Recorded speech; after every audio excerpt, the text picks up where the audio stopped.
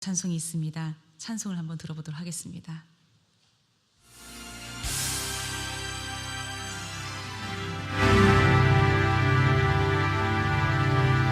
우주의 작곡자요 지휘자가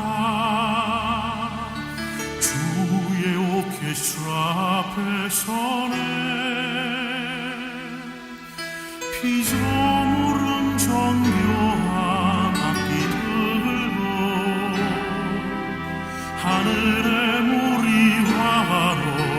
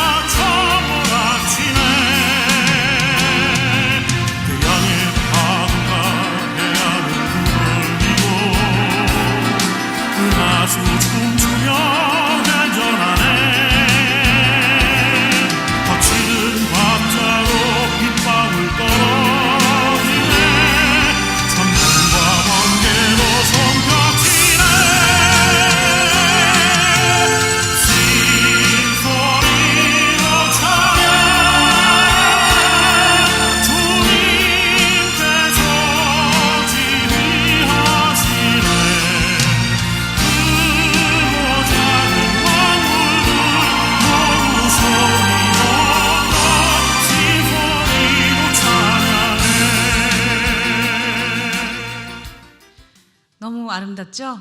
얼마 전에 분이엘 찬양대회가 발표할 때 제가 이 지휘자님께서 부르시는 찬양을 듣고 처음 이 노래를 알게 되었습니다. 그날 뒷자리에서 이 찬양을 들으면서 제 마음이 얼마나 심하게 요동을 치고 뛰었는지 모르겠습니다. 이 웅장한 멜로디와 함께 온 우주가 하나님을 찬양하는 모습이 상상이 되어서 가슴이 뛰고 그리고 많이 설레었었습니다. 이 가사 하나하나가 참 아름다운 시와도 같습니다. 회오리 바람과 대양의 파도가 우리의 마음을 몰아치고 그리고 또한 천둥과 번개가 우렁찬 소리로 주님을 찬양하고 우주의 별빛들과 검고 푸른 온 우주의 하늘을 뒤덮고 있는 그보다 더 찬란하고 빛나시는 주님이 세상을 지휘하시며 피조물들이 존재로 찬양하는 그림을 상상하는 것은 상상만으로도 너무나도 황홀한 것이 아닐 수 없습니다. 여러분들도 아마 이 찬양의 세계가 그리고 이 찬양의 곡조가 그렇게 온 우주가 찬양하고 있구나, 모든 만물들이 찬양하고 있구나라고 하는 것들을 느끼신다면 제 마음이 어떤 마음인지 조금은 이해가 되실 것 같습니다. 오늘 본문은 다윗이 언약궤를 무사히 예루살렘으로 옮겨와 안치하는 것을 기뻐하며 부르는 감사의 찬양의 끝 소절입니다. 언약궤는 무엇입니까? 이 언약궤가 블레셋에 넘어가서 오랫도록 이 나라를 찾지 못하고 있었는데 이제 다윗 왕이 통일왕국을 이루고 그 언약궤를 예루살렘으로 안치하기 위하여 작업을 하는 것이죠. 처음에는 언약궤를 가지고 오는 것을 잘 몰라서 자기네 마음대로 했다가 큰일을 치루었는데 이후에는 말씀을 잘 연구하여서 사람의 손으로 이것을 손대는 것이 아니라 거룩한 언약궤이기 때문에 어깨에 메고 들어와야 된다는 것을 알고 예루살렘으로 찬양을 하며 이 언약궤를 옮겨왔던 것입니다. 언약궤가 무엇이길래 이렇게 다윗은 그렇게 신중을 기했고 그것을 예루살렘으로 가지고 오는 것에 애를 썼을까요? 언약궤라고 하는 것은 하나님의 임재를 상징하는 것입니다. 하나님의 그 약속의 율법이 그 안에 들어있기 때문에 언약이라고 하는 것은 누구와의 언약입니까? 하나님의 언약인 것이죠. 그렇기 때문에 이 언약궤라고 하는 것은 하나님 그 자체로 그 자리에 임재하시고 그들과 동행하시고 함께 하신다라고 하는 것을 상징하기 때문에 언약궤가 예루살렘에 있다라고 하는 것은 하나님이 예루살렘에 함께 하신다라고 해석할 수 있는 일이겠죠. 그렇다 보니 통치의 중심을 예루살렘으로 정하고 예루살렘에서 이제 새롭게 왕으로서의 다스림을 시작하는 다윗으로서는 이 언약궤가 예루살렘에 오는 것으로만으로도 자신이 하나님께 인정받은 왕이고 하나님의 그 주권 아래 자신이 있다라고 하는 것을 고백하는 일이기 때문에 너무나도 귀한 일이었고 너무나도 기뻤던 일이었던 것 같습니다. 그래서 이 다윗은 기쁨과 감사를 주체할 수가 없어서 아름다운 찬양을 만들었고 레인들로 하여금 이 찬양을 언약궤가 들어오는 성소에서 기꺼이 부르도록 만들었던 것입니다. 저는 이 찬양을 들으면서 우리가 읽고 있는 이 역대상 16장의 찬양을 읽으면서 하나님께서 이 다윗의 마음에 주셨던 찬양의 마음이 무엇인지를 생각해 보았습니다. 그가 발견하고 그가 노래하고자 하는 하나님은 누구인지를 알게 되었습니다. 이것은 그냥 보기 좋은 곡조로 쓰여져 있고 아름다운 그 시어로 되어져 있는 정도의 찬양이 아니라 다윗이 일평생을 경험했던 하나님일 뿐만 아니라 온 세상과 열방을 향한 구원의 복음이 이 안에 담겨져 있다라고 하는 것을 볼 때에 저는 너무나도 놀랍지 않을 수가 없었습니다. 사랑하는 여러분, 오늘 말씀 가운데 한 구절 한 구절을 짚어가며 읽어보도록 하겠습니다. 30절 한번 읽어보도록 하겠습니다. 온 땅이여 그 앞에서 떨지어다. 세계가 굳게 서고 흔들리지 아니하는도다. 온 땅이라고 하는 이 땅, 온 땅은 어디를 가리킬까요? 온 세상을, 그리고 세상에 있는 모든 만물들을 가리키는 것이고, 떤다라고 하는 것은 그냥 덜덜덜덜 떨었어요, 그 정도를 말하는 것이 아닙니다. 단순하게 두려움으로 떨었다라고 하는 것을 말하는 것이 아닙니다. 온전한 경외심과 온전한 이 거룩한 두려움으로 가득 차서 자기도 모르게 자기 몸이 저절로 떨리는 순간을 말하는 것이죠. 여러분들 긴장되는 순간 몸이 이렇게 떨리는 거 경험해 보셨습니까? 어저께 예쁜 신랑 신부가 결혼을 했는데 신랑 신부한테 묻고 싶더라고요. 안 떨리느냐고. 긴장하는 얼굴들이 역력하던데 사실은 그 중요한 인생의 순간에 떨리지 않는 사람은 없겠죠. 그러나 그 저절로 떨려지는 그 떨림보다 더 강렬한 떨림, 내가 억지로 떨려고 하는 것이 아니라 나도 모르게 엄청난 힘의 위압에 눌려져서 자신도 주체할 수 없는 황홀과 기쁨을 맛볼 때 사람은 떨게 돼 있죠. 오늘 온 땅이여 하나님 앞에 떨지어다 라고 말하는 것은 단순하게 그분을 두려워하라 라고 하는 말이 아니라 모든 세상의 만물들아 두 손을 펼쳐들고 하나님께 너희 모든 존재로 찬양해라 라고 말하는 것입니다. 31절은 또 어떻습니까? 하늘은 기뻐하고 땅은 즐거워하며 모든 나라 중에는 이르기를 여호와께서 통치하신다 할지로다 라고 되어 있습니다. 이 말은 시이기 때문에 전치가 된 것입니다. 사실은 여호와께서 통치하신다라가 앞에 와야지 됩니다. 여호와께서 통치하심으로 하늘은 기뻐하고 땅은 즐거워하고 모든 나라가 이것을 선포한다라고 말하는 것이죠. 모든 나라가 여호와께서 다스리신다라고 하는 것을 알기 때문에 하늘은 기뻐할 이유가 있는 것이고 땅은 즐거워할 이유가 있는 것입니다. 여기서의 이 말씀이 저희에게 어떤 의미를 주십니까? 하나님께서 이 세상을 다스리시기 때문에 우리는 흔들리지 않고 우리는 굳건하며 그것 자체로 우리는 마땅히 찬양과 기쁨이 넘친다라고 이야기하고 있는 것이죠. 32절 말씀에는 또 이렇게 이야기하고 있습니다. 바다와 거기 충만한 것이 외치며 밭과 그 가운데 모든 것은 즐거워할지로다. 오늘 찬양에도 이런 대사가 나왔습니다. 대양의 파도가 해안을 울리고. 어떻게 이렇게 아름다운 찬양의 곡절을 다윗은 쓸 수가 있었을까? 모든 바다가, 그리고 그 바다에 있는 모든 생물들이 하나님을 찬양한다는 것이죠. 그뿐만 아니라 우리가 있는 이 밭이라고 하는 것은 그냥 논과 밭을 말하는 것이 아니라 우리가 딛고 있는 이 땅을 말하는 것이거든요. 우리가 딛고 있는 이 땅들이 하나님께 기뻐서 즐거워한다라고 되어 있습니다. 외친다라고 하는 것은 무엇입니까? 너무나도 기뻐서 소리 지르는 걸 말하는 것이거든요.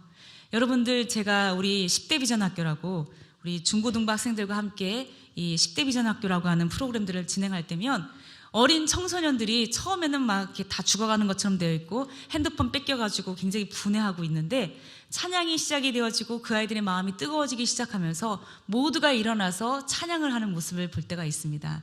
그러다가 찬양을 인도하는 인도자가 얘기합니다. 다 함께 예수님께 외쳐!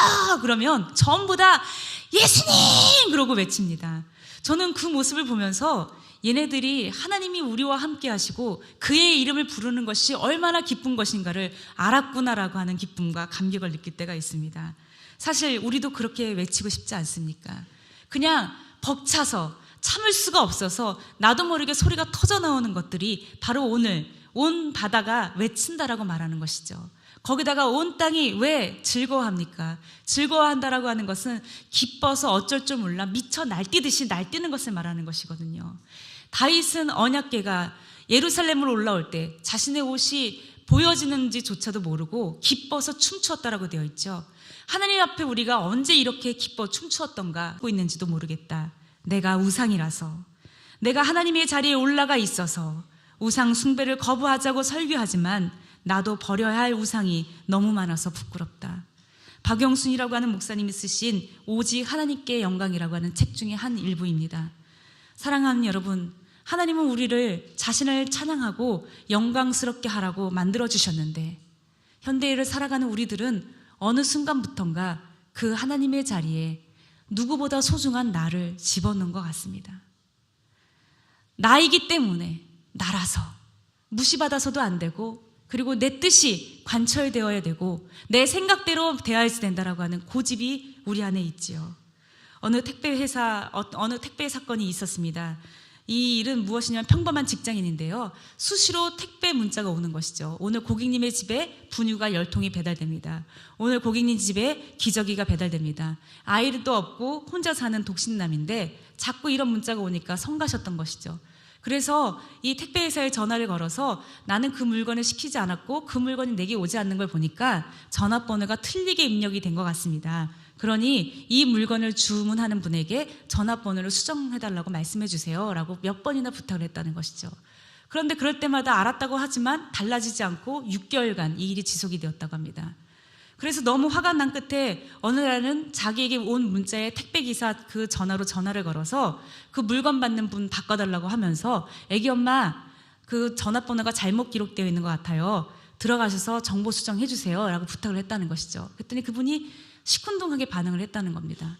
너무너무 참다 견딜 수가 없어서 그 쇼핑몰에 전화를 해서 이제 난리를 한번 부렸나 봐요. 그랬더니 저쪽에서 돌아오는 답이 뭐냐면 이 기저귀와 분유를 받는 엄마가 일부러 자기 핸드폰 번호를 끝자리를 틀리게 기록을 했다는 거예요. 왜일까요? 택배 온다고 문자가 오거나 그러면 간신하게 재운 우리 아기가 깰까 봐. 그래서 문자가 오지 않아도 주소는 정확하게 맞으니까 물건은 다 받을 테니까 걱정이 없어서 남의 전화번호를 거기다 입력했다는 것이죠. 그러면서 하는 말, 나는 별로 불편한 게 없어서 바꾸고 싶지 않은데, 이렇게 얘기를 했다는 겁니다. 여러분들 너무 웃음이 나시죠? 저는 읽다가 화가 났습니다. 사람들의 이기심에 때로 우리는 정말 몸소리 쳐지도록 놀랄 때가 많이 있습니다. 요즘 아이들의 표현도요, 우리 집, 우리 엄마가 아닙니다. 내 집, 내 엄마입니다. 굉장히 저는 그 어감에 이 사람들의 발음이라든지 이런 것들 틀리는 거에 민감한 사람이라 아이들이 그렇게 말할 때 굉장히 신경이 쓰이더라고요. 근데 가만히 보니까 한두 명의 아이들이 그러는 게 아니라 대부분의 요즘 아이들이 그렇게 얘기하더라고요. 왜 그러냐면 자기가 형제가 없잖아요. 대부분 하나나 둘이기 때문에 공유할 수 있는 공동체가 없어서 당연히 내 엄마인 거죠. 우리라고 할 형제가 없으니 내 엄마인 거죠. 우리라고 할 집이 없으니 당연히 내 집인 것이죠. 그런 것들이 우리를 어떻게 바꿔가고 있을까? 사실은 공동체를 공유하고 나누는 것에 대하여 이미 끝이 난 세월을 보내고 있는 것이 아닌가라는 생각이 듭니다. 개인지와 자기중심주의를 살아가는 시대가 되어버렸다라고 하는 것을 분명하게 보여주는 것이죠. 어쩔 때는 너무나 당당하여서 자기의 감정을 잘 표현하는 이들을 보면 부럽기도 하죠. 이들은 처음에 보면 자신감이 넘쳐 보이고 능력 있고 매력적으로 보여서 사람들은 그들을 칭찬하고 부러워합니다. 그러나 조금씩 가까이 지내다 보면 그들이 보이는 거만함이나 칭찬을 받아야만 하는 그 마음 때문에 주변의 사람들도 점점 아파집니다. 사실 칭찬받고 싶고 인정받고 싶은 것은 모두가 갖고 있는 마음이지만 그것이 한계를 넘을 때 주변 사람들은 사람과 사람으로의 만남이 아니라 저 사람을 칭찬하는 도구로 있는 소모품이 되어버리는 경우가 많죠. 그래서 우리는 서로 고독을 나누는 아픈 존재가 되어지는 것이죠. 남의 수고와 그가 받을 찬사까지도 가로채고 싶은 우리 자신들이 때로는, 아니 심지어 매주 하나님께서 받아야 될 영광을 가로채고 있지는 않습니까? 사실은 찬양을 부를 때도 저는 무서울 때가 있습니다. 요즘의 시대는 박해의 시대가 아니죠. 교회가 무섭고 어려웠던 것은 박해의 시대가 아니었습니다. 박해는 오히려 그들을 견고하게 했고 그들을 더욱더 하나님 집중으로 만들어 주었고 하나님에 대한 사랑을 견고하게 했습니다. 그러나 기쁨이 넘치고 자유가 주어졌던 시대에 갈수록 교회는 하나님께 영광을 돌려드리는 그 목적을 잃어버렸습니다. 그리고 그 영광의 자리에 자기 자신을 교묘하게 올려놓았던 것이죠. 하나님 것을 가로채는 이기심, 그리고 그것을 빼앗으려고 하는, 그것 때문에 경쟁하는 것이 오늘날 우리 교회이고 우리들의 모습인 것입니다. 츠빙글리라고 하는 종교개혁자가 있었습니다. 그 사람은 패스트가 만연하는 곳에서 목회자로서 자신의 교구의 식구들이 죽는 것을 바라볼 수가 없어서 피난하지 않고 그들을 돌보다가 그 역시 패스트에 감염이 되어서 죽게 되었습니다. 죽었다가 살아난 것이죠. 그래서 그가 쓴 책이 있는데 패스트 찬양이라고 하는 노래입니다. 패스트가라고 하는 노래입니다. 그 책에는 어떤 내용이 있냐면 자신이 죽었다가 살아나 보니 자신은 정말 무력한 존재이고 할 수 있는 것이 아무것도 없다라고 하는 것을 깨달았다는 것이죠. 토기장이신 하나님께서 빚으신 대로 자기는 그냥 있는 존재라고 하는 것, 그래서 그것이 너무나도 감사하고 주권은 하나님께 있습니다라고 하는 그의 고백은 오직 하나님께 영광, 솔리데오 글로리아를 만들어내는 일이 일어난 것입니다. 사랑하는 여러분, 칭찬에 목마르고 인정받지 못하면 아파하십니까? 교회에 어떤 것들을 건의했는데 그 건의가 제대로 이루어지지 않으면 무시받았다고 생각하십니까? 여러분의 이야기에 귀 기울여 듣지 않으면 그것이 여러분을 배척하는 것이라고 생각이 됩니까?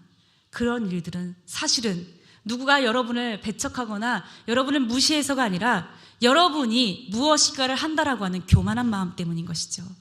하나님은 우리에게 무력한 존재로 다가와 주셨고, 하나님은 우리의 그 무력함을 미워하시거나 그것을 나쁘다 말씀하시지 않으셨습니다. 오히려 그 존재 자체로 하나님께 영광 돌립니다. 당신의 주권 아래 나는 아무것도 할 수 없는 존재이오니 순종할 뿐입니다라고 하는 고백을 듣기 원하셨던 것이죠. 여러분들 가끔 찬양대가 찬양할 때 저는 아까도 이야기했던 것처럼 뜨끔할 때가 있습니다. 찬양대가 하나님 앞에 찬양을 올리는 때 여러분들은 어떤 자세로 듣고 계십니까? 때로는 여러분은 평가단이 되어 있는 것도 같습니다. 아, 오늘은 엘토가 틀렸네. 오늘은 박자가 놓쳤어. 저 집사 혼자 삑사리 냈네. 왜 그런 것들이 들리시죠? 찬양대가 찬양을 하는 것은 공연을 하는 것이 아닙니다. 찬양대가 찬양을 하는 것은 마치 대표 기도자가 우리의 기도를 모아 하나님께 대표 기도 올려듯이 우리의 마음의 찬양을 모아서 하나님께 대표를 올려드리는 찬양인 것이죠.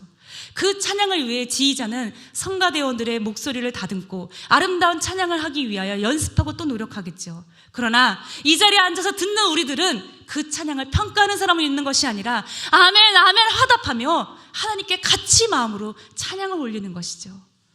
우리의 목적이니까요. 우리의 창조의 목적이니까요. 그런데 왜 찬양받은 것에 대하여 여러분들이 그 찬양의 기쁨을 가로채십니까? 여러분들이 왜 그들의 찬양을 평가하며 그것이 마치 우리를 위한 공연으로 만들어버리냐는 것이죠. 이것이 어떻게 예배 시간마다 일어나는지 저는 알 수가 없습니다. 이것이 어떻게 매번 하나님 앞에 감사의 찬양으로 고백하는 발표회 때마다 일어나는지 저는 이해할 수 없습니다. 사랑하는 여러분, 하나님은 우리에게 한 사람만 찬양하라고 말한 것이 아니라 그들의 찬양과 함께 하나님 앞에 찬양을 올리라고 말했던 것이죠. 봉사의 자리는 어떻습니까? 어떤 이야기를 들을 때가 있습니다. 예전에 있었던 교회에서는 영접위원들이 스튜어디스 같은 옷을 입고 영접을 합니다. 굉장히 보기만 해도 멋있죠. 머리를 올리고 예쁜 스카프를 메고 깨끗한 정장을 입고 손님들을 접대하듯이 아주 정성껏 영접합니다. 그런데 그 모습이 워낙 예뻐 보이니까 이런 얘기를 하는 소리를 들었습니다. 예뻐서 뽑혔구나. 어떤 목사님한테 뽑혔니? 이런 얘기를 하는 걸 들어본 적이 있습니다. 저는 분개하지 않을 수가 없었습니다. 봉사의 자리가 무엇이라고 생각합니까? 봉사의 자리는 눈에 보이는 그것을 위해서 있는 자리가 아닙니다. 사실은 그분들은요, 그렇게 보이는 모습은 아름다울런지 모르지만 뒤에서 얼마나 많은 잡일을 하는지 몰라요. 설거지해야 되죠. 예쁘게 과일을 썰어야 되죠. 사람들을 영접해줘야죠. 환하게 웃어줘야 되죠. 식탁보 일일이 다 빨아와야 되죠. 그것들이 힘든 일이라는 거 다 알고도 그 자리에 기꺼이 봉사하겠다고 가는 것이죠. 그런데 여러분, 우리는 겉모습만 보면서 열심을 다하여 봉사하는 이들을 평가하죠. 뭐라고 평가합니까? 어떻게 하면 그렇게 돼? 왜 너야? 라고 하는 이야기들을 우리는 하죠. 하나님께서는 우리에게 그 봉사의 자리를 통하여 우리 자신을 드러내라고 말씀하신 적이 없습니다. 그들을 시세마라고 말씀하신 적도 없습니다. 봉사하는 그 자리를 통해서 오히려 하나님을 향한 사랑으로 우리의 모든 성도들이 일어나고 하나님의 품에 안기는 그 영광스러운 자리로 초청하기 위하여 우리는 봉사의 자리에 서 있는 것이죠. 봉사도 하나님께 올려드리는 찬양이고, 보면 관광버스를 타고 한두 번 관광을 갈 때도 있습니다. 관광차를 타고 올 때면 항상 하시는 것들이 있더라고요. 뭐 하시는지 아시죠? 저는 궁금합니다. 금요 철회 때 저렇게 저분이 기뻐서 날뛰시며 하나님을 찬양했던가 라는 걸 생각해 볼 때가 있습니다. 춤추는 것은 사람의 본성입니다.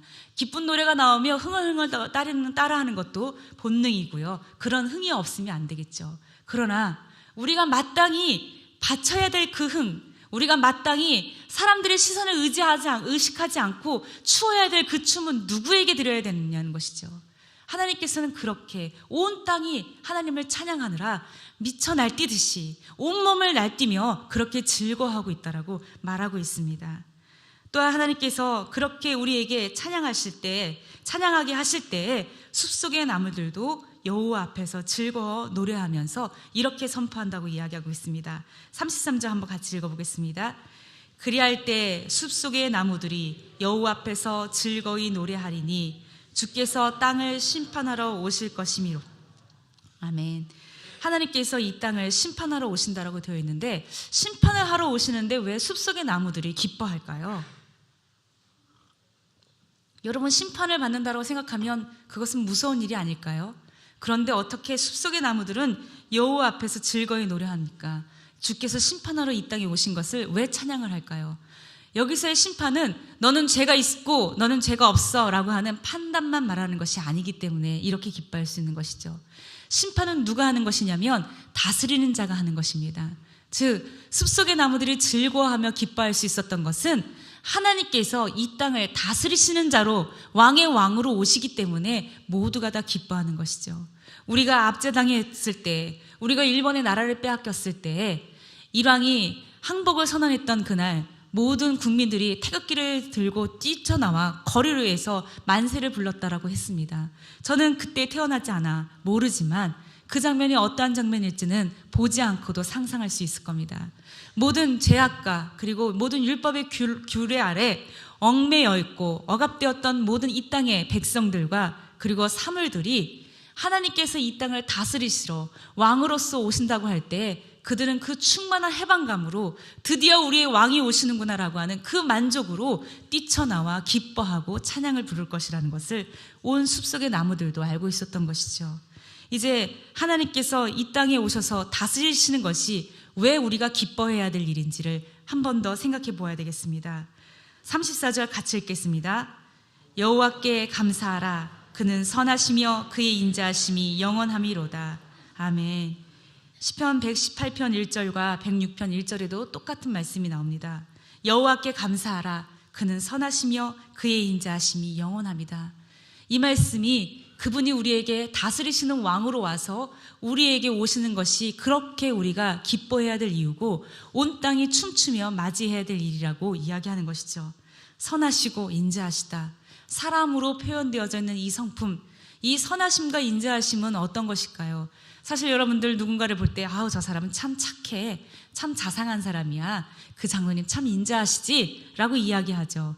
그러나 사람은 그 선함과 인자함이 어떤 사람이 보느냐에 따라서도 매우 달라질 수밖에 없습니다. 한 사람을 놓고도 평가하는 평가들이 얼마나 다릅니까? 아마 여러분들도 그런 것들을 경험했을 겁니다. 어떤 사람에게 여러분은 좋은 사람이지만 어떤 사람에게 여러분은 별로인 사람일 때도 있죠. 어떤 사람에게 여러분은 참 고마운 사람이지만 어떤 사람에게 여러분은 참으로 교만한 사람일 때도 있죠. 사람은 조건에 따라 달라지고 사람은 그 속성을 오래도록 간직할 수 없습니다. 그러나 하나님의 선하심과 인자하심은, 하나님의 선하심과 인자하심이라고 하는 이 속성은 단순하게 조건으로 달라지는 것이 아니고 순간적이거나 일시적이거나 기한이 있는 것이 아니라 영원 무궁하도록 변함이 없으신 성품이기 때문에 우리는 그 놀라우신 성품에 기댈 수 있고 의지할 수 있는 것이죠.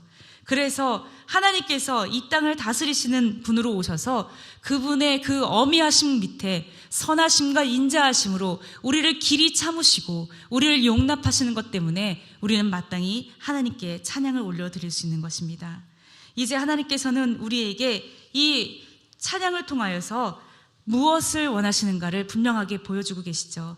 그분은 영화로우시고 그분은 선하시고 존귀하신 분으로서 모든 흩어져 있는 백성들을 모으시고 그리고 세상에 방랑하는 나그네와 같은 우리들을 구원하여 주셔서 하나님 나라라고 하는 영광스러운 나라에 들게 하셨습니다. 그것에는 감사가 있고 그것에는 죄와 고통에서의 해방이 포함되어 있습니다. 저는 신방을 다닐 때면 여러 기도 제목들을 묻습니다. 각 가정의 신방 제목들을 듣다 보면 마음 아픈 사연들도 있습니다. 여러 명이 모였을 때는 가족의 건강, 남편의 사업을 위해서 그렇게 기도하지만 사실 1대1로 만나서 기도 제목을 나누다 보면 그분 안에 깊이 들어있는 근심과 염려와 아픔과 상처의 서열들을 다 느낄 수 있고 들을 때가 있죠. 그것 자체가 무엇입니까? 이 세상을 살아가고 있는 우리의 즐거이고 이 세상을 살아가는 날까지 어쩔 수 없이 겪어야만 되는 우리의 슬픔이라고 하는 짐이죠. 인생이 짐이라는 것이죠. 그래서 우리는 그 짐 때문에 때로는 흩어진 자와 같고 때로는 힘없고 무력한 자와 같이 하나님 앞에 아무것도 할 수 없는 존재로 있을 때가 있습니다. 바로 그것이 우리 자체이고 그것이 바로 우리 존재이죠. 그런데 하나님께서는 그러한 우리에게 영원하시고 변함이 없으신 모습으로 다가오셔서 하나님 편에서 먼저 손 내미시고 우리에게 구원을 보여주셨던 것입니다. 이것은 너무나도 감격스러운 일이지요. 오늘 우리 유치부 아이들과 그런 이야기를 했습니다. 마트에 갔는데 너희들이 좋아하는 뽀로로 인형을 아빠가 사준다고 하는데 그게 3만 원이나 한데 어떡할까? 받을까 말까? 아이들이 뭐라고 했는지 아십니까? 어떤 아이는 받으래요. 어떤 아이는 받으면 안 된대요. 받지 말아야 된다고 하는 이유가 뭐냐고 했더니 3만 원이나 해서 받을 수가 없다는 거예요. 친아빠가 사주는 거고 아빠가 갖고 싶었던 인형을 사주는 건데도 3만 원이나 해서 받을 수 없다는 거죠. 이게 선물인데도 그때는 굉장히 고민을 하더라고요. 그 아이의 마음이 무엇인지 알 것 같습니다. 아버지의 형편을 염려하는 6살, 7살짜리 우리 교회 애들이 이 정도 수준입니다. 그 마음이 참 예뻤습니다. 그러나 분명히 우리도 또한 하나님 앞에 그러한 마음이겠죠. 하나님이 우리에게 주시는 것, 그것은 우리가 염려로 받을 것이 아니라는 것이죠. 하나님이 우리에게 주시는 이 구원은 선물이라는 것입니다. 그래서 감사 감격하며 그 뽀로로 인형을 안고 좋아서 펄쩍펄쩍 뛰는 아이와 같이 하나님이 주신 이 구원, 나는 생각도 안 했는데, 나는 받고 싶다고 말한 적도 없고 상상조차 하지 않았는데 그것이 나에게 주어졌을 때 그 감격, 그것을 우리는 하나님께서 주신 선물이라고 이야기하고 그래서 우리는 찬양 드리는 것이죠. 하나님께서 우리에게 이 구원을 주신 이유가 무엇입니까? 구원의 목적은 바로 이것입니다. 하나님께서 우리에게 구원을 주신 목적 35절 함께 다 같이 읽겠습니다. 너희는 이르기를 우리 구원의 하나님이여 우리를 구원하여 만국 가운데서 건져내시고 모으사 우리로 주의 거룩한 이름을 감사하며 주의 영광을 드높이게 하소서 할지어다. 아멘. 하나님께서 우리를 구원하시는 이유는 단 한 가지입니다. 영광 받으시기 위해서. 여러분 아마 세례 받으신 분들은 문답의 제1번 아실 겁니다. 사람의 창조된 목적은 하나님께 영광 드리기 위해서, 하나님의 기쁨이 되고 하나님께 영광을 돌리기 위하여 하나님 우리를 창조하셨고 우리를 구원하신 것이죠. 우리는 그분에게 찬양을 올려드리고 우리는 그분에게 영광을 돌려드립니다. 그런데 여기에는 뭐라고 되어 있냐면 거룩한 이름을 감사하라고 되어 있거든요. 하나님 그분의 이름은 거룩한 이름이랍니다. 거룩한 이름은 세상의 피조물들의 이름과는 비교할 수 없는 이름인 것이죠. 감히 가질 수도 없고 상상할 수 없는 이름인 것이 바로 거룩한 이름이고 하나님이 구별되어져 있는 이름입니다.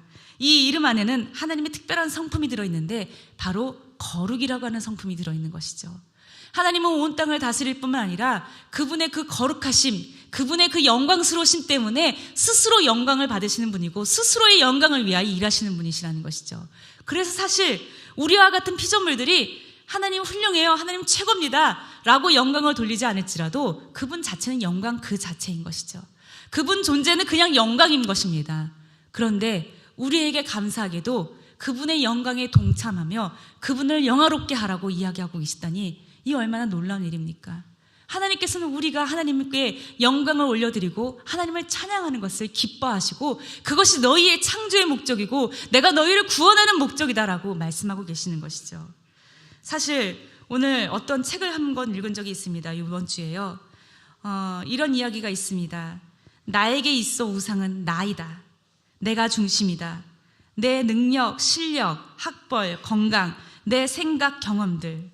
그래서 어쩌면 시간을 쪼개서 남들보다 더 치열하게 살고 있는지도 모르겠다. 우리는 이 자리에 부르심을 받았습니다.